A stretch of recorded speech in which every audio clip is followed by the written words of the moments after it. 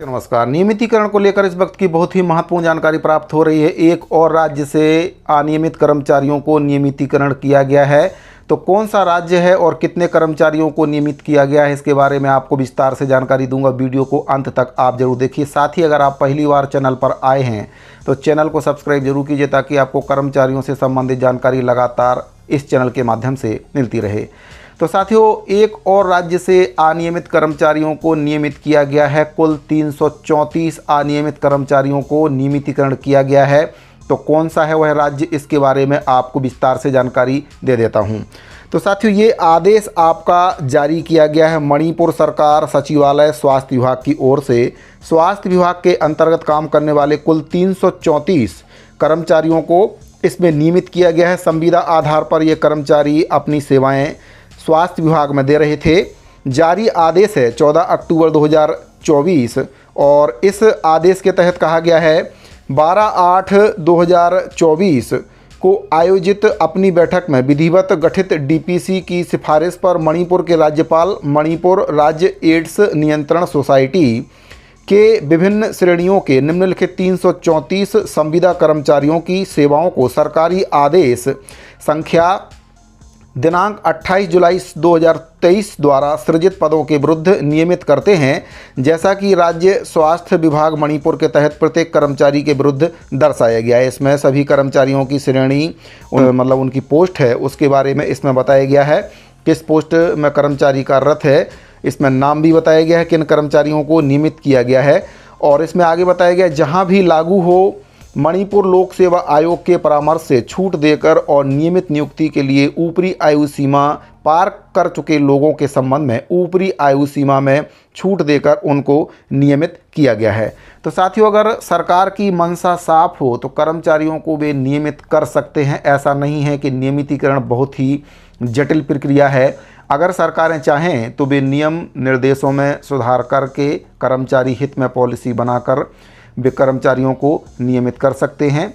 इसका उदाहरण अभी मैंने आपको बताया, मणिपुर में 334 संविदा कर्मचारी जो कि एड्स नियंत्रण कार्यक्रम के अंतर्गत अपनी सेवाएं संविदा के तौर पर दे रहे थे, इनको नियमित किया गया है। और जो आयु सीमा है उसमें भी छूट दी गई। अगर कोई कर्मचारी ज़्यादा उम्र का हो गया है, नियमित नियुक्ति होने के लिए जो आयु की ज़रूरत रहती है उस आयु से पार हो चुका है, तो उसको आयु सीमा में भी छूट दी गई है। और कई प्रकार की छूट देकर कर्मचारियों को इसमें नियमित किया गया है। सभी कर्मचारी एड्स नियंत्रण कार्यक्रम स्वास्थ्य विभाग के अंतर्गत अपनी सेवाएँ कई वर्षों से दे रहे थे।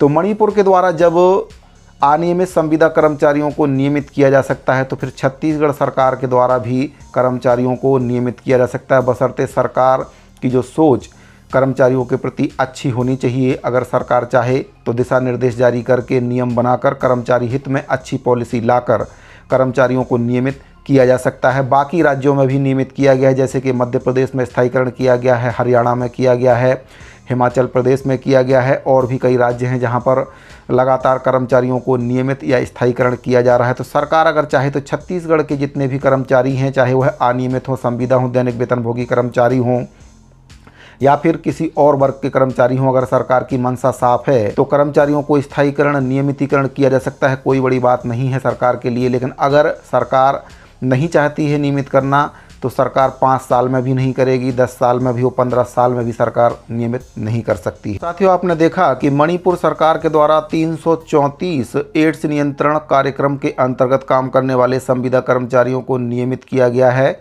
ऊपरी सीमा में भी इसमें छूट दी गई। जिनकी आयु सीमा अधिक हो गई थी, जो आयु पार कर गए थे, उनको छूट देकर नियमित किया गया है। और भी कई प्रकार की छूट इसमें देकर कर्मचारियों को नियमित किया गया है।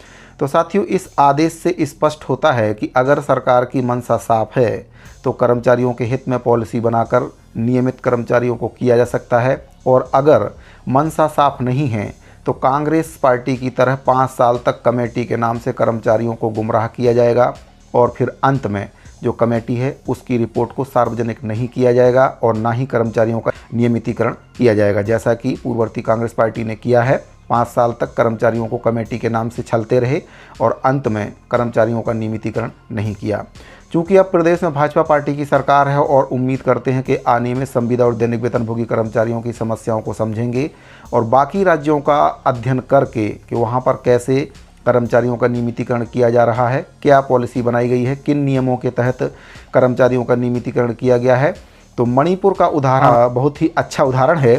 सरकार अगर चाहे तो मणिपुर में एक टीम गठित करके वहाँ पर नियमित किए गए कर्मचारियों के लिए जो पॉलिसी बनाई गई है उसका अध्ययन करके उसको छत्तीसगढ़ में भी लागू कर सकती है, जिससे छत्तीसगढ़ में अनियमित संविदा और एनएचएम के तहत काम करने वाले जो कर्मचारी हैं उनका बड़े ही आसानी से नियमितीकरण, स्थायीकरण संभव हो सकता है, बशर्ते सरकार की मंशा कर्मचारियों को नियमित करने की हो।